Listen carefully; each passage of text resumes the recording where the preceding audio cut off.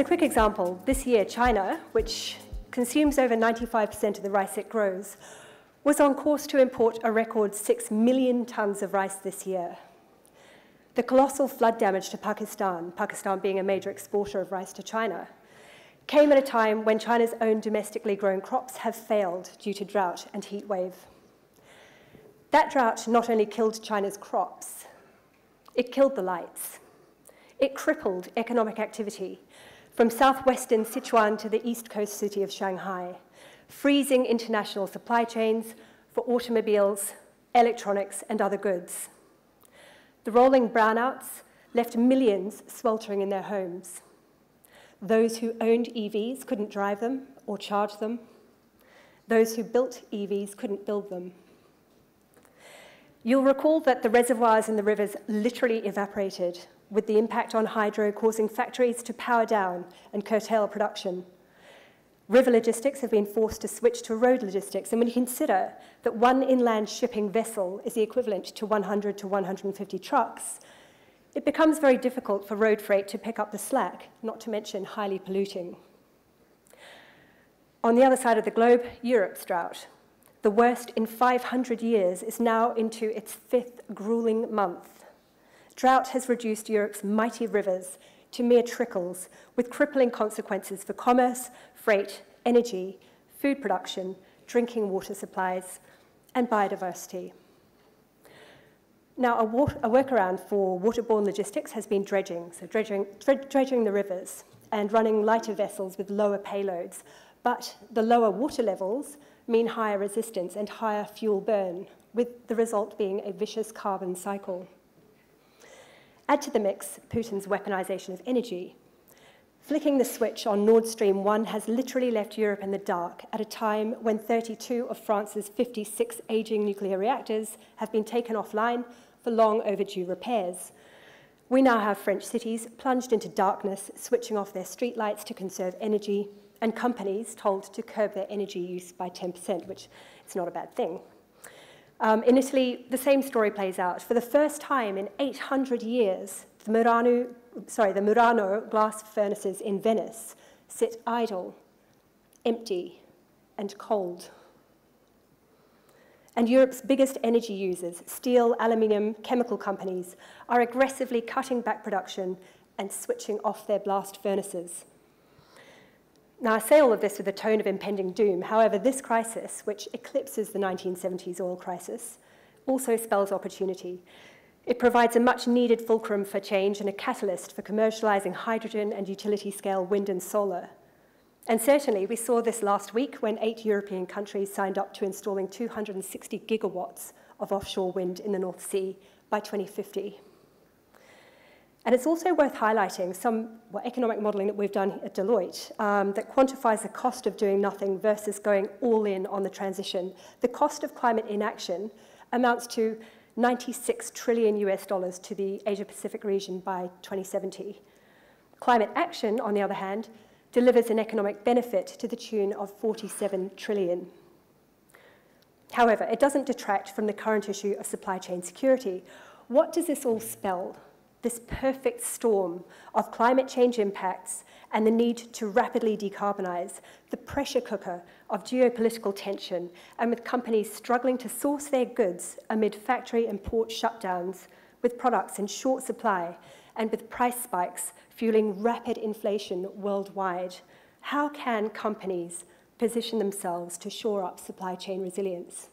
A bit early to say how you can make the most of opportunities arising from this crisis. What's for sure is that it's an uncharted path for everyone, but there's 3 main trends that I want to talk about. The first trend is that of a greater involvement of the state in the European economy that is here to stay for a while. We are rationing the use of gas and of electricity. In earnest, we were doing that before because we had that in our energy efficiency legislation. But we're rationing the use. We are doing price controls. We are creating stocks more than me. Looking at all kinds of stocks for critical raw materials and grain. We are giving fossil fuel subsidies for a while.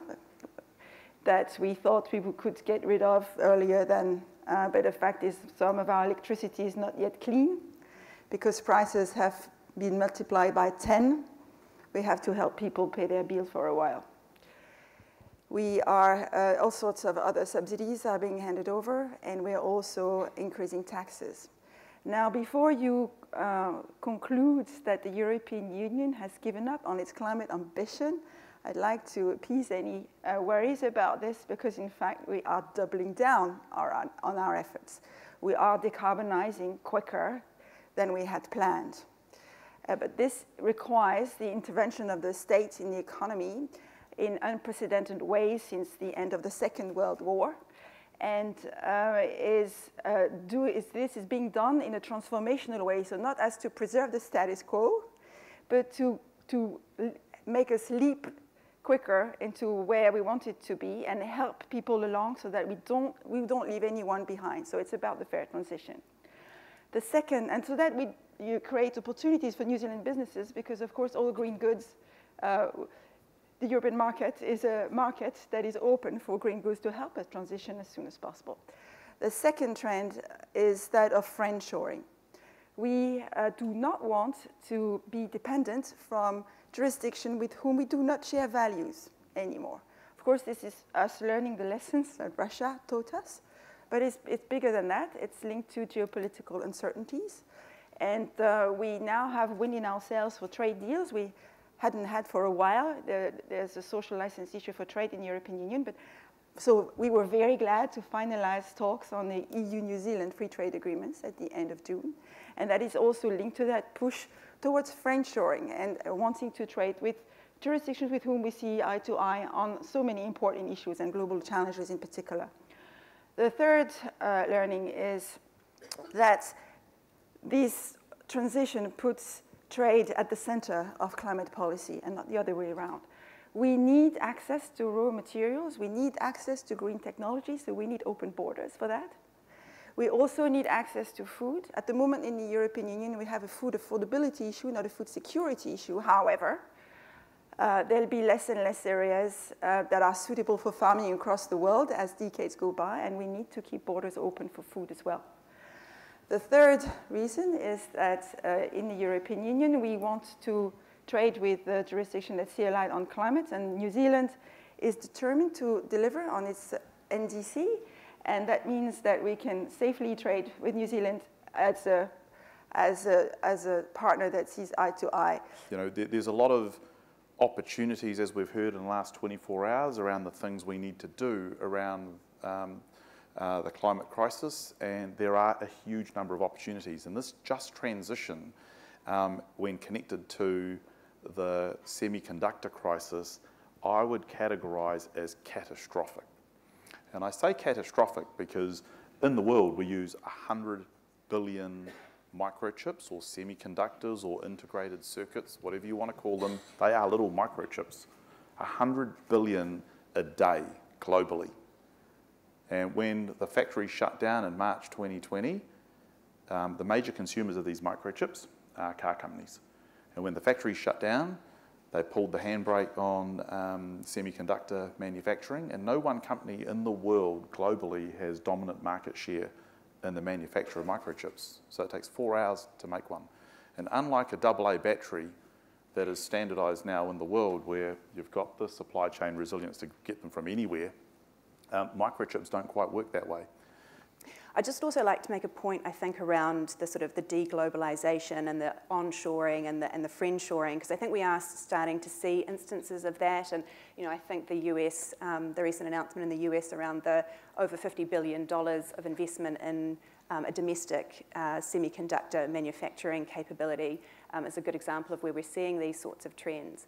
But, you know, fundamentally, I think, you know, we need to be careful that we don't equate security of supply and self-sufficiency. And this is really, I think, where trade has an important role to play in terms of ensuring that security of supply. I think we've seen lots of instances and cautionary tales of where building up domestic self-sufficiency actually leaves you far more vulnerable than ensuring you've got that diversity and that optionality in terms of supply chains. You know, I think the recent, you know, and really really sad instance in the US recently where they've suffered really significant shortages of infant formula, for example, is a good example of where that domestic supply and that self-sufficiency strategy can fall short. There is a huge opportunity for New Zealand businesses that can adopt proactively low emission strategies to add value to their products and services on the world stage. And the verdict is really out now that consumers in high GDP markets are going to pay more for climate-friendly products. One example of this is Unilever, owner of 400 brands globally, and they've put out a report recently to say that their sustainable living brands, brands that prioritise the environment at the core, are growing twice as fast as their other brands. And I think that New Zealand is in a particularly unique position to learn from Māori business practices in this space, who are really the gold star of best business sustainability practices on the world stage. Te Ao Māori approaches of prioritising intergenerational business practices, of that intrinsic link between people, tangata, and whenua, the land. This really is the gold star when we're talking about climate friendly, when we're talking about sustainability. And I think it's a huge lost opportunity in New Zealand if we don't draw on and learn from that knowledge of 2,000 years of Mātauranga Māori that's right here in our country.